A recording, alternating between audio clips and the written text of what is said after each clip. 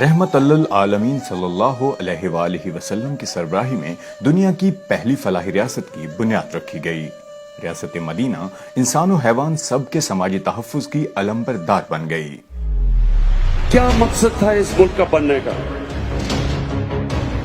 اس نے ایک اسلامی فلاحی ریاست بننا تھا، لیکن یہ مقصد مفاد پرستی کی دھول تلے دب گیا۔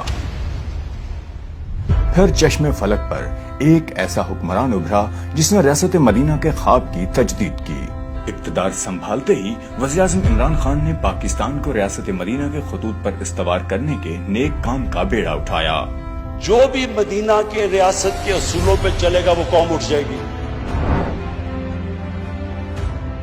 اللہ کو جو سب سے چیز پسند ہے، انسانیت کا تقاضا ہے کہ آپ اپنے کمزور طبقے کی مدد کریں۔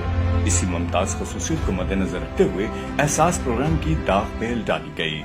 احساس پروگرام ہے، اس کے پیچھے سوچ کیا ہے؟ سوچ ہے ریاست مدینہ۔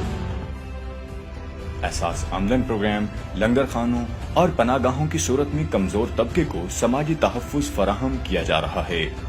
جب سے پاکستان بنا ہے ہم نے یہ ریئلائز نہیں کیا کہ اسٹیٹ کی ذمہ داری ہے کہ وہ جو لوگ، اور جو میں ورڈ یوز کرتا ہوں، زندگی کی ریس میں پیچھے رہ جاتے ہیں، یہ ہماری ذمہ داری ہوتی ہے ریاست کی کہ ہم ان کی مدد کریں۔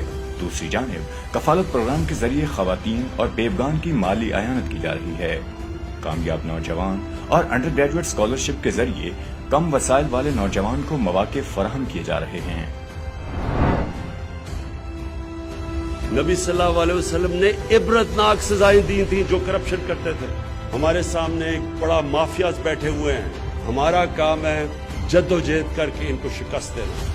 یہ محض لفاظی نہیں بلکہ پاکستان کی تاریخ میں پہلی مرتبہ طاقتور طبقہ قانون کی گرفت میں آیا ہے۔ وزیر اعظم عمران خان پوری قوت سے مافیاز کے خلاف نبرد آزما ہیں۔ اقلیتوں کا تحفظ اور انہیں مذہبی آزادی ریاست مدینہ کی ممتاز خصوصیت تھی۔ ہم نے پاکستان کو وہ ملک بنانا ہے جدھر ہماری اقلیتوں کو برابر کے حقوق ملے۔ کرتارپور راہداری کا افتتاح فلاحی ریاست کی جانب ایک بڑا قدم ہے۔ مدینہ کی ریاست جو اٹھی، میرٹ، انصاف، پھر تعلیم کے اوپر زور دیا۔ جنگ بدر کے بعد انہوں نے ایجوکیشن ایمرجنسی زور ڈالا تعلیم کے اوپر۔ دہائیوں سے طبقات میں بڑھے پاکستانی معاشرے میں مساوی تعلیم کا نفاذ ایک بہت بڑا کارنامہ ہے۔ اس سے نہ صرف طبقاتی فرق کا خاتمہ ہوگا بلکہ انصاف پسند معاشرے کا قیام بھی ممکن ہوگا۔